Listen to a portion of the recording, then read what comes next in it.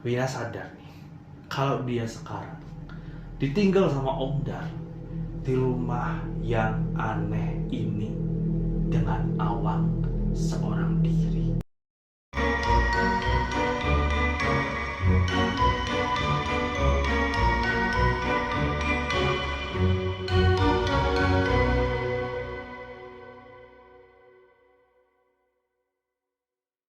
Wina mikir terus tuh. Di malam itu tuh Wina udah mikir terus tentang ucapan dari sosok itu, tentang omongannya Awang juga tentang Pangilon. Terus Wina keinget kalau Pangilon itu adalah bahasa Jawa dari cermin. Pangilon itu singkatan dari Panggon Kanggo Ngilo atau tempat untuk bercermin berkaca. Jadi itu sebuah kayak kalau di Jawa itu akronim lah ya, disingkat gitu. Terus si Wina tuh akhirnya datang lagi tuh deketin cermin itu. Dia ngelihat cermin itu sebenarnya nggak spesial banget, justru kayak tua aja sebenarnya. Dia ngeraba di bingkainya. Ada sesuatu yang menarik Wina untuk ke situ tuh, untuk melihat itu tuh. Wina bisa lihat di situ ada aksara Jawa tulisan yang Wina nggak bisa ngerti itu maksudnya apa. Tulisan itu tuh tentang apa? Apakah artinya Pangilon atau sesuatu yang lain nggak tahu. Wina nggak paham. Wina melihat dari balik cermin itu ada jendela.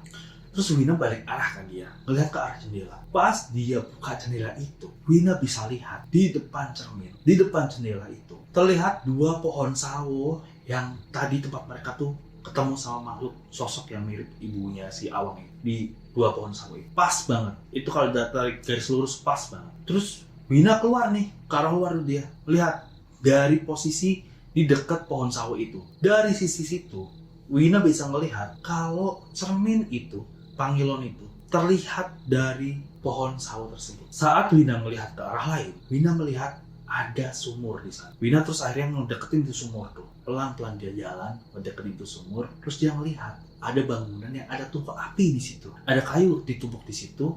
Wina mikir tuh kalau itu kayak tuh tungku api buat ngebakar daging gitu loh, buat ngegrill daging, bakar daging gitu. Terus Wina jalan lagi, melihat di sekitaran ada semak-semak yang bikin Wina tertarik di situ. Ada sesuatu yang menyembul di situ, ada sesuatu yang menonjol di situ tuh. Pas Wina lihat bersihin semak-semak, Wina melihat ada patung berbentuk manusia memegang kepala kambing.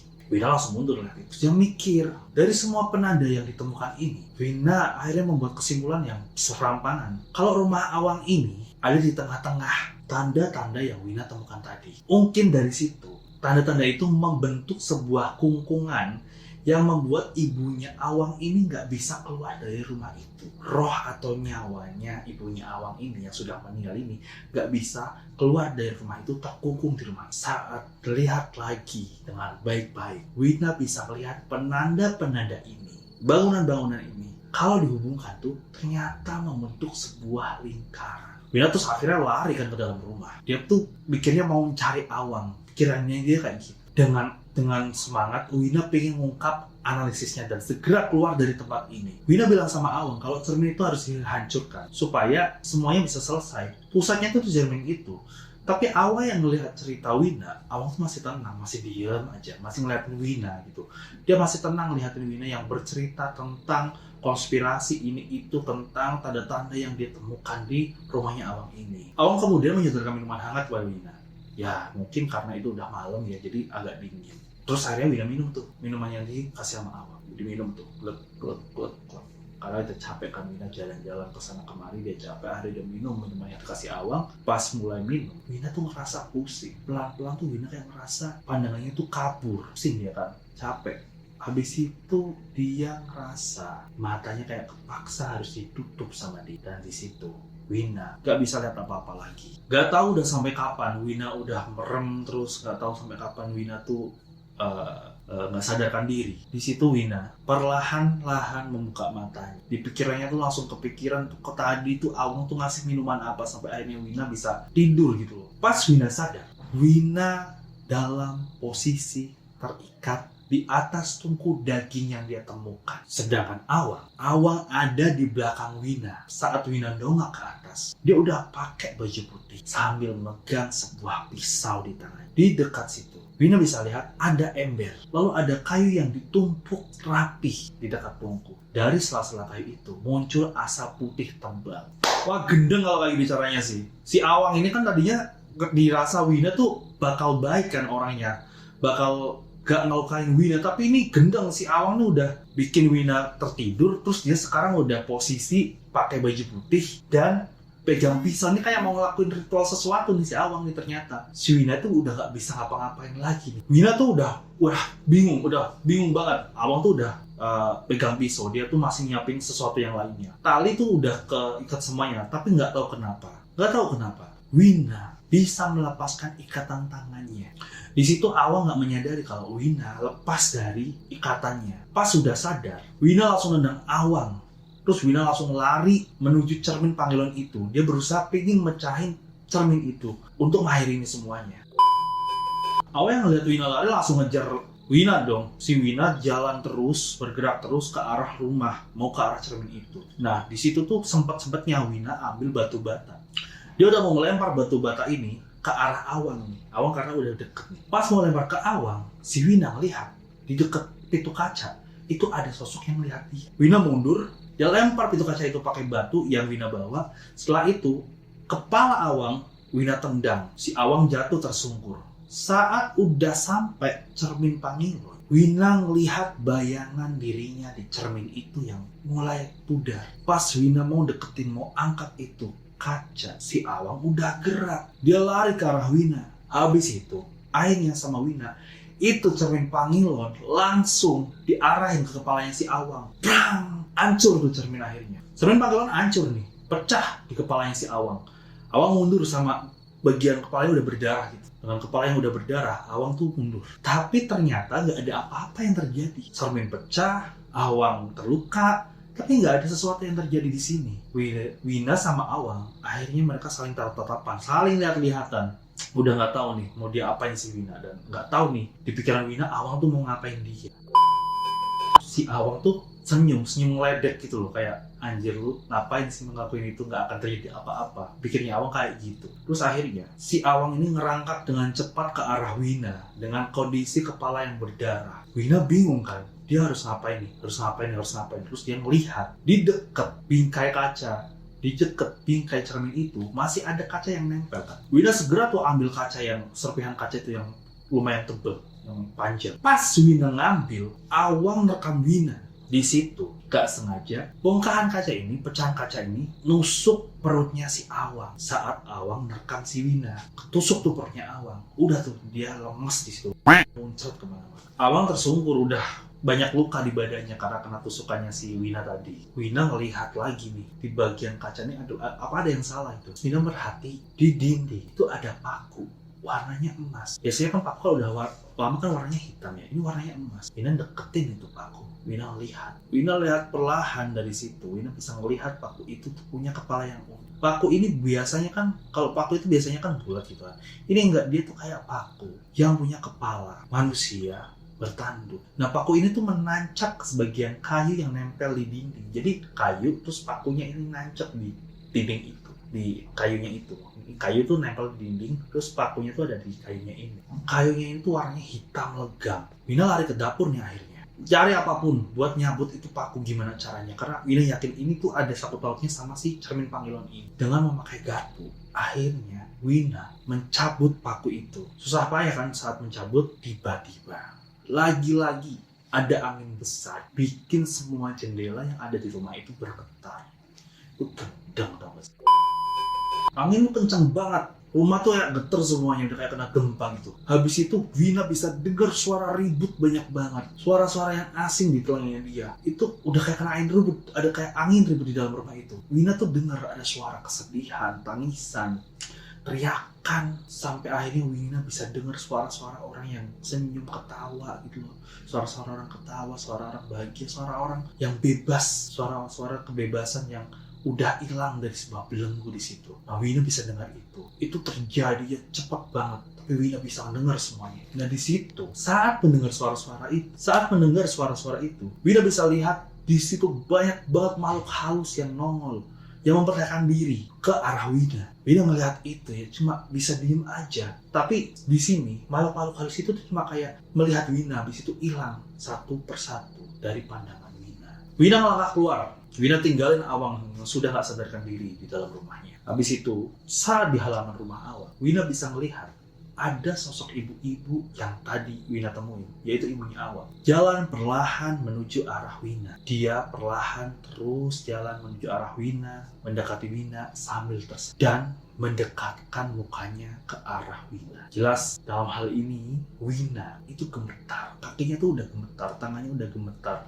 melihat sosok dari ibu Awang yang sudah mati 3 tahun lalu berada di depan. Deket banget. Perlahan sosok ibunya Awang ini mulai hilang sambil terus tersenyum ke arah Wina. Si ibunya Awang ini benar-benar hilang. Akhirnya dari situ Wina larilah dari rumah itu. Dia mencobalah jalan pergi dari rumah itu.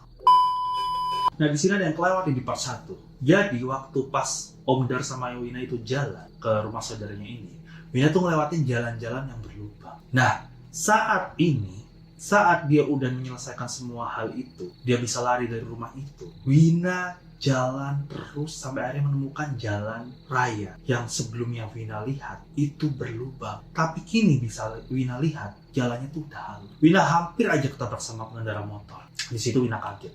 Dan di saat itu Wina samar-samar mendengar azan subuh. Si pengendara motor ini dia bingung dengan keadaan Wina yang udah lusuh. Bajunya udah parah gitu. Dan pengendara motor ini kayak bingung. Ini anak kenapa? Wina minta tolong di sini untuk diantarkan pergi dari tempat ini. Saat Wina pergi ini, Wina kayak merasa udaranya beda, rasanya beda, dinginnya beda. Terus Wina bisa kayak mendengar suara-suara yang ada di luar tempat suara azan subuh ini. Sedangkan tadi waktu di rumah Awang, Wina tuh kayak bener-bener terkungkung di suatu tempat yang Wina tuh kayak gak bisa dengar apapun kecuali sesuatu yang ada di rumah Awang ini. Udah nih, akhirnya si pengendara motor tadi yang nolong Wina ini nganterin Wina ke sebuah terminal. Di situ Wina dikasih uang 50.000. Wina disuruh jalan di situ, disuruh balik ke rumah. Dengan bermodalkan uang itu, Wina akhirnya pergi menggunakan bus pulang ke rumah. Di situ tuh Wina udah nggak tahu mau mikir apa lagi. Om Dar kemana, mamanya gimana, HP-nya aja dia nggak ingat ada di mana, lupa, HP-nya udah nggak ada. Di situ Wina udah kayak capek, lemes. Dia coba untuk ya udahlah menikmati perjalanan aja menuju rumah dan bersyukur masih bisa hidup, lolos dari rencana yang mau dilakukan Awang. Entah itu rencana apa, Wina nggak tahu. Turun dari bis, Wina jalan ke arah rumah. Waktu melihat rumah, Wina jadi bingung. Terakhir Wina ninggalin rumah tuh rumahnya tuh kayak nggak terawat gitu. Tapi sekarang Wina bisa lihat kalau rumah yang dia tempati, yang dia tinggalkan kemarin sama Om Dar, itu kini wujudnya tuh lebih bersih, bagus. Dan di dalam rumah itu ada garasi yang di dalamnya terparkir 2 mobil. Wina bingung kan. Terus akhirnya Wina coba masuk ke rumah itu. Terlihat di rumah itu tuh pintunya terbuka. Wina masuk ke dalam. Sambil Wina terus mikir, kenapa rumah yang baru Wina tinggalkan kemarin ini kok sudah berbeda? Waktu Wina lagi mikirin jalan, Wina melihat mamanya. Dia lagi megang sebuah kotak kardus gitu. Wina ngelihat mamanya itu berbeda dari sebelumnya. Mamanya Wina ini tampak lebih modis, lebih bersih, lebih cantik, dengan banyak perhiasan di tangannya dan juga kalung emas besar di lehernya. Wina kemudian melihat itu, teriak manggil mamanya. Histeris Wina di situ. Mamanya yang mendengar itu kaget. Wina teriak kayak gitu tuh kaget mamanya. Terus akhirnya Wina langsung lari ke arah mamanya. Di situ mamanya Wina terkejut dengan kedatangan Wina di rumah itu. Mamanya Wina langsung letakin kardus yang dia bawa tadi. Dia langsung meluk, langsung belai, langsung tanya gitu kan. Wina kamu di mana aja? Wina kamu kemana aja?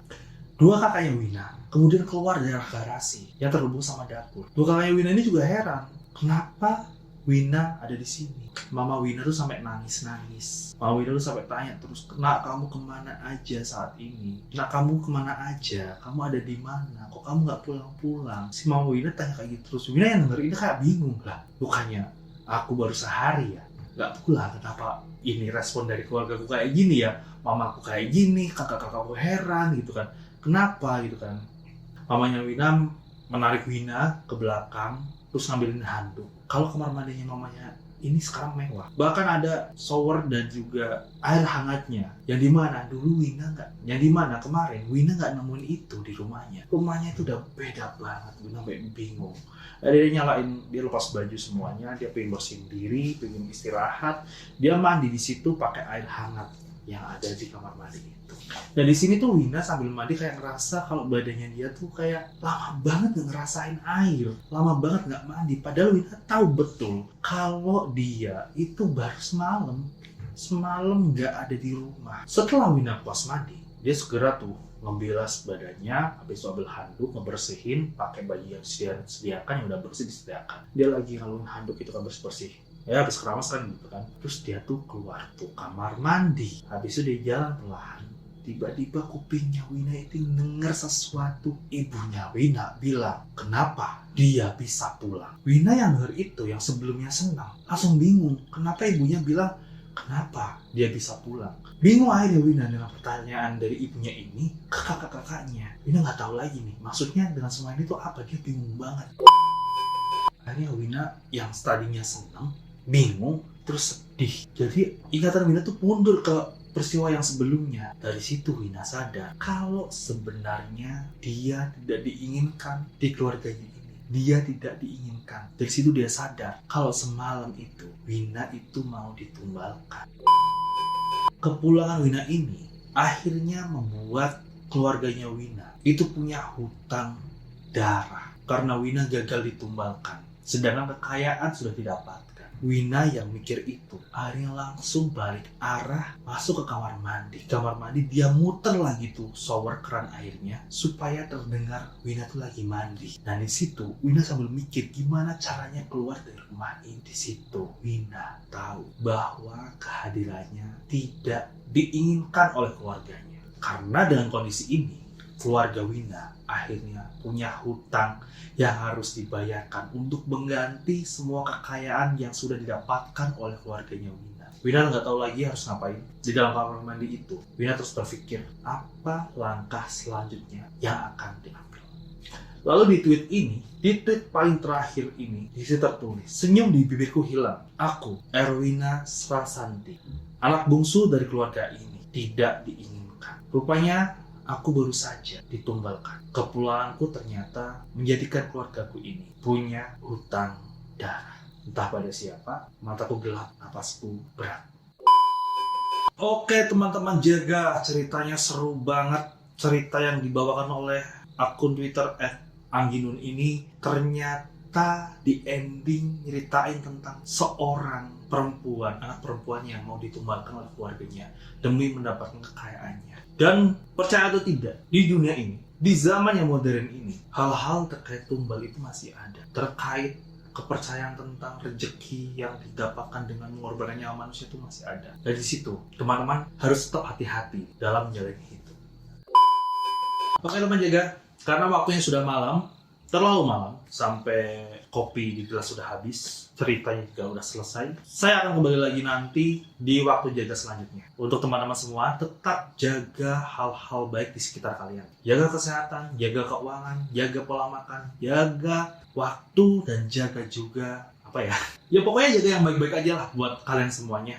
Jadi kita bisa menjaga yang baik dan menyebarkan yang baik untuk semuanya. Semoga teman-teman bisa mengambil semua pelajaran baik dalam cerita-cerita yang saya sampaikan ini dan bisa membuang segala cerita buruknya. Ambil yang baik, buang yang buruk. Oke, sekian cerita dari saya. Kita bertemu lagi di waktu jaga selanjutnya. Wassalamualaikum warahmatullahi wabarakatuh. Matur suwun. Stop.